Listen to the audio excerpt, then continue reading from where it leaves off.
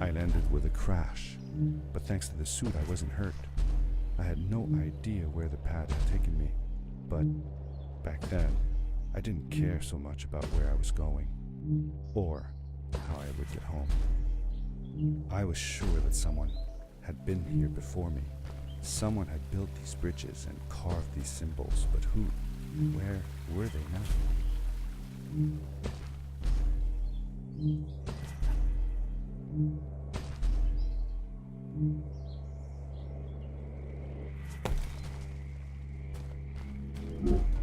The power core I found activated the suit's grappling device when I picked it up. It must have been left here by my uncle.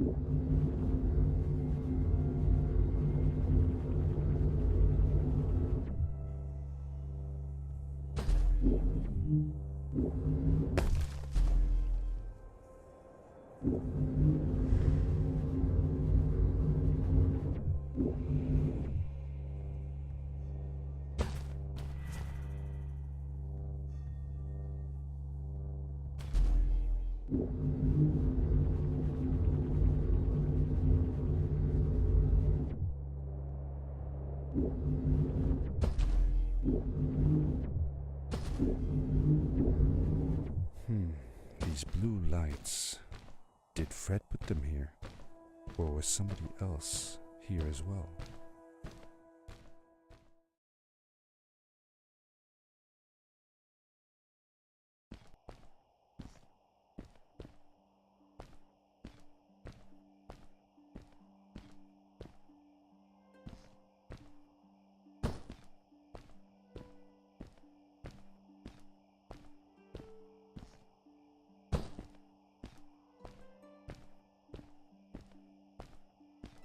Hello, who are you? You're not from here. Wow, you look just like Fred, but smaller, and with less hair on your face. She knew Fred. I told her that he was my uncle, and that I was looking for him. What's an uncle? I said that he was, that I had known him all my life. Really? Me too. I'll help you find him. I'm Madeline. The others call me Mad Maddie sometimes. I don't know why really, but you can call me Maddie. You've never been to the village, right? Let's meet over there in the square. I'll show you around. I bet you can get there easily with your suit thing. So, I'll see you there. I couldn't believe it. An underground village, inhabited by frog people. or more like salamanders. Either way, they walked like humans, they talked like humans. How is that possible?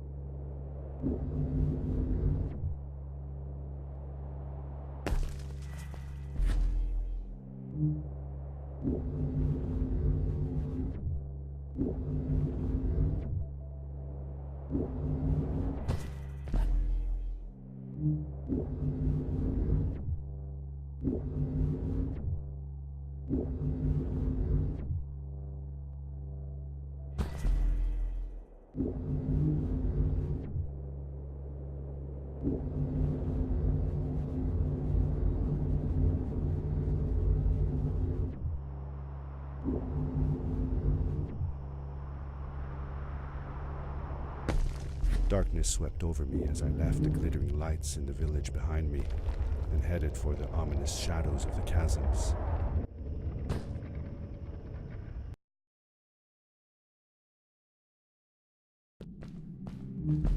As I entered the chasms, it struck me how much darker it was in there. The shadows were black as ink, and although I tried not to be afraid, I couldn't help but shiver. Was it the darkness that frightened the villagers as well, or was it something else?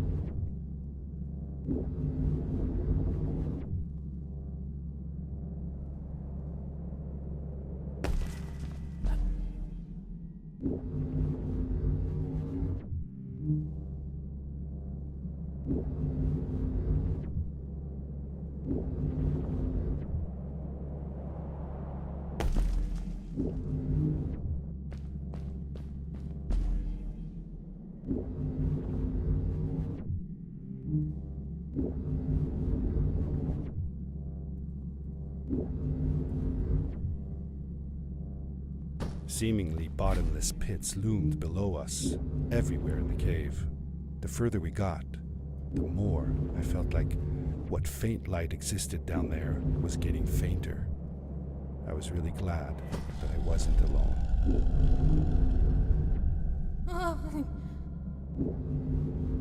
What was that? I had never heard a creature sounding as terrifying, and I imagined it wouldn't be happy about visitors.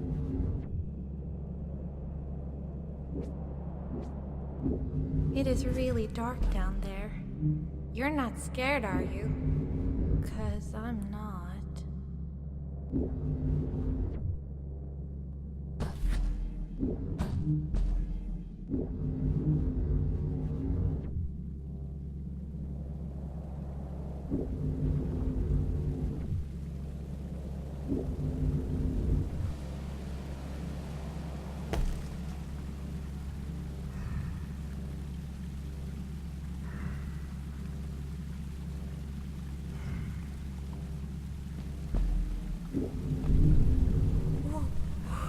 Whoa, dude. I think I figured out what that writing was going on about. Maybe we shouldn't charge right out in front of that thing. Remember what it said. Don't move when the eye is open. Yes, we did it. You're awesome. I knew you had it in you. That was close. We had made it through, and I felt like nothing could stand in our way of finding Fred.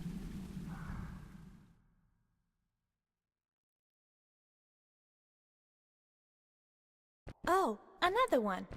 This one says, "Welcome home."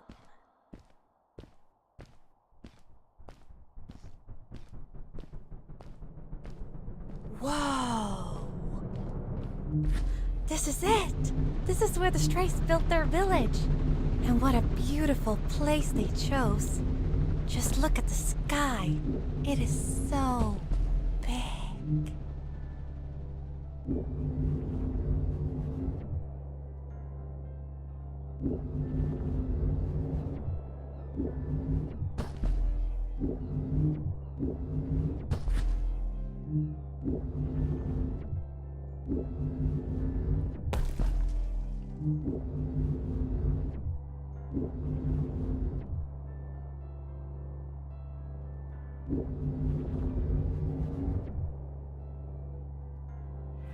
Along my journey, I had seen many pieces of floating rock, but here they were much bigger.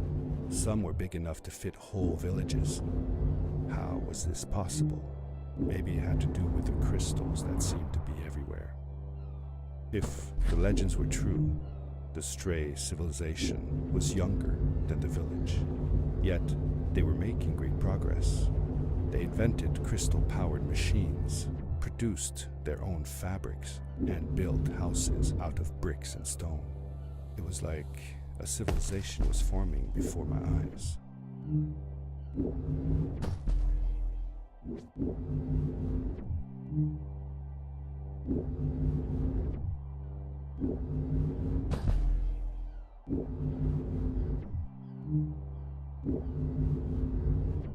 Hey, let's play a game. I bet that you can't get through this part without using the grapple device. Told you you couldn't do it.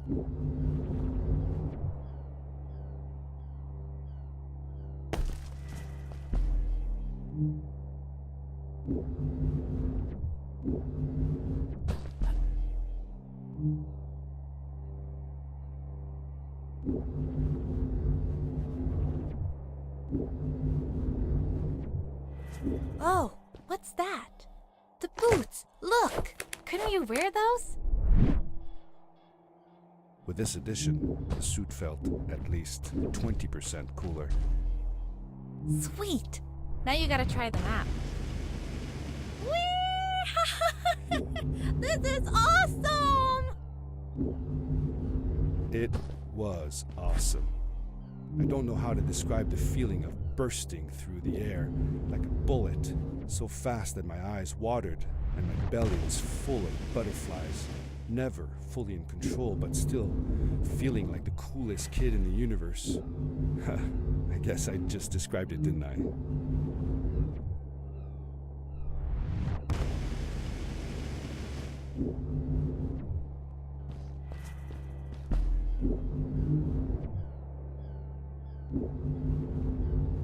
I'd love to do stuff like this with crystals. Just think of the possibilities. Whole machines are powered by them. I almost can't believe it.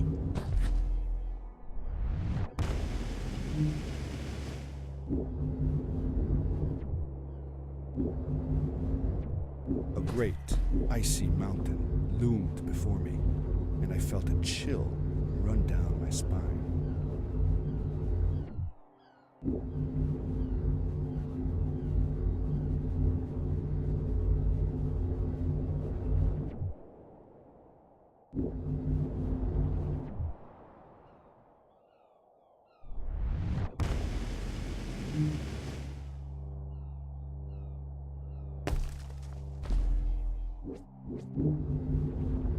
We hadn't seen any people around yet, but ahead of us lay what looked like a proper town.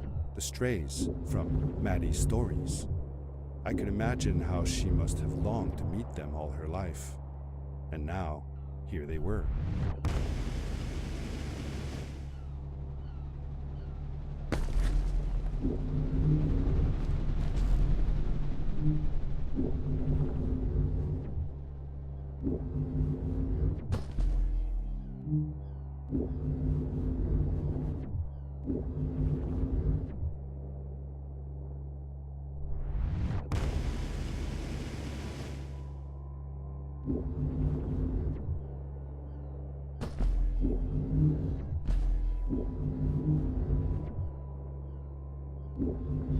Maddie was silent for a while.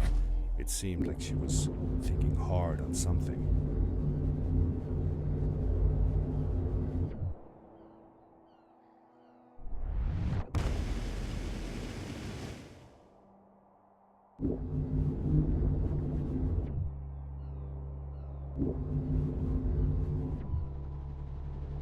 Quickly, grab a hold of that crate.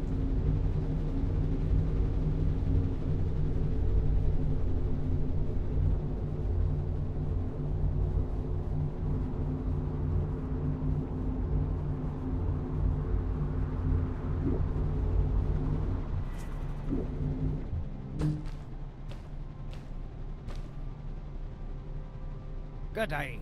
Here's a boat to Ice Cave. Though I'd take the other one if I were you. That one goes back to the outpost. Wait a minute. I was thinking. I don't know if I should go with you. I mean, I want to, but I also want to, well, stay here. Maybe it's strange, but I just feel like these people liked me and accepted me for who I am. Kinda like you. I want to be with you too, and help you find Fred. I don't know what I want the most. I told Madeline that I would accept whatever choice she made. I just never thought about it until now that maybe it wasn't Fred I was looking for when I came with you. Maybe I was just looking for a way out. Somewhere to be free. And I know that if anyone can find Fred, it's you. If you meet him, when you meet him, tell him to come see me, okay? I promised. Thank you. I'm glad I met you. And it won't be the same without you around. Goodbye, friend. I said goodbye to Maddie, and I had a feeling that this was the last time I'd see her. But even in this sad moment, I was happy for her. She had found a place where she belonged. There was a dampness in the air that reminded me of the hot summer nights back home. But as the sun was setting, I could feel the chill creeping up on me, and the path we were traveling on seemed to lead us into a second ice age. Winter was coming.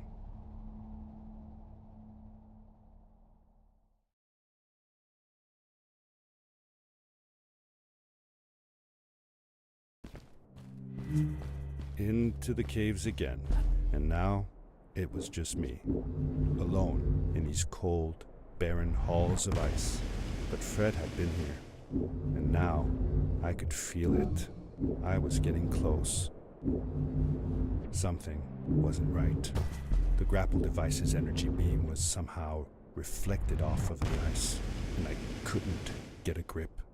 I had to look for areas where the ice was not so thick. This was going to be a challenge.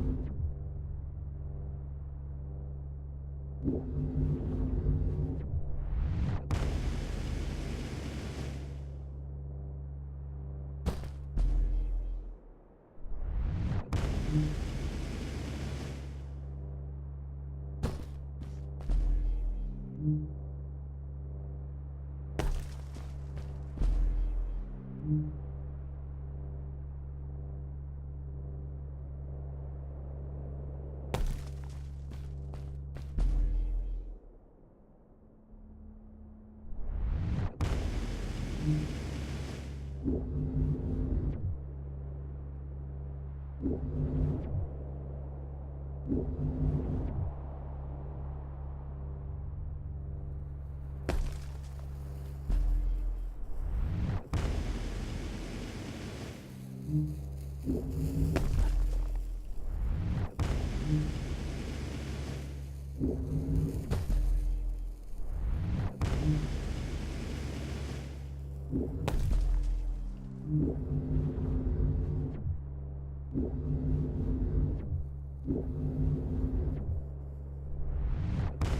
found another one of Fred's campsite, noticeably newer than the others.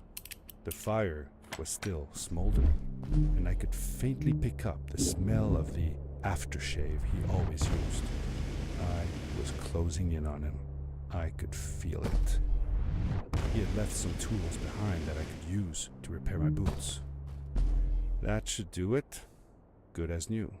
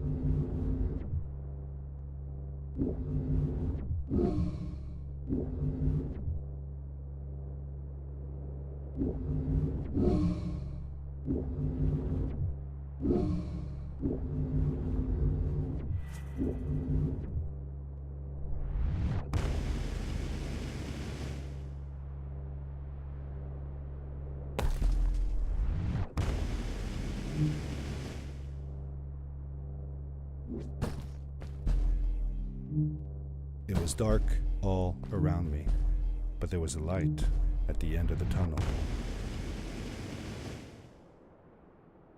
Hello? Nephew? Uncle Fred, I finally found him. My little boy. I'm glad to see you. I said that I found the suit in his workshop and that I came looking for him.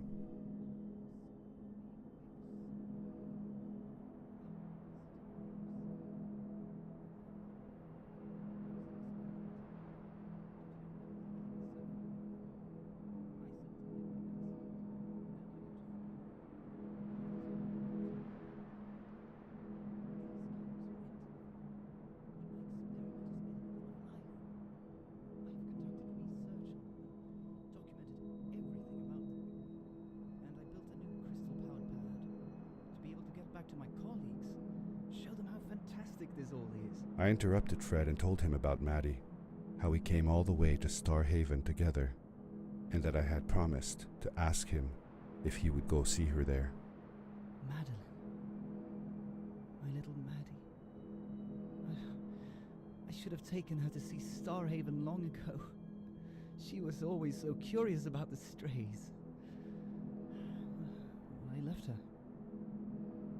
I wanted to protect her. Or rather, protect myself from losing her. I've changed my mind. I'm not going home. What does research or praise matter when I can be here with these creatures? They need me. And it's just as well. I don't trust this pad for more than one ride anyway. You need that ride. I didn't want to go home, and I asked if I could stay with him and Maddie instead. I'm sorry, nephew. As much as I enjoy having you here, You must go home. Explore the world on your own. Have your own adventures. I reluctantly agreed to go home. I was going to miss my uncle. I will miss you too. But I'm sure you'll do phenomenal on your own. And don't worry about me or Maddie.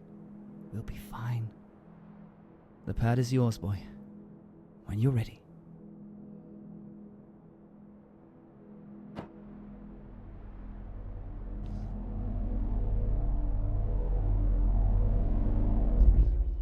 Take care, son!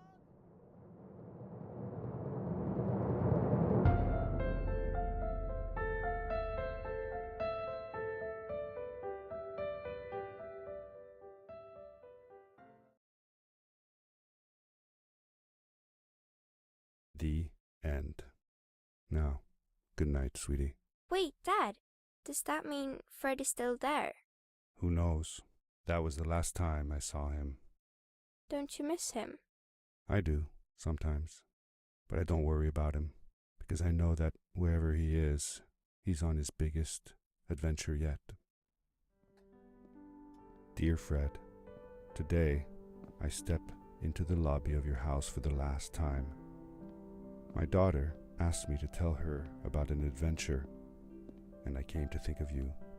Your house looks just like my mother and I left it years ago.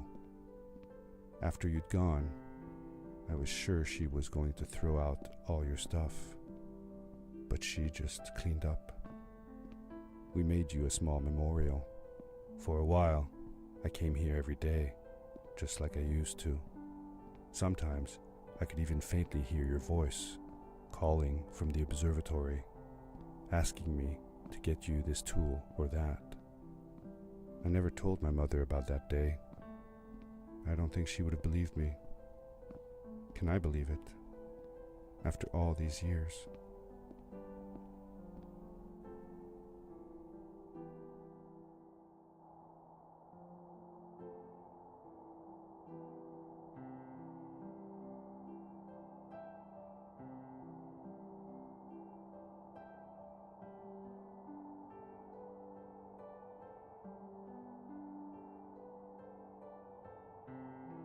Uncle Fred, thanks to you, I have found an even greater adventure. Thank you. Love, your nephew.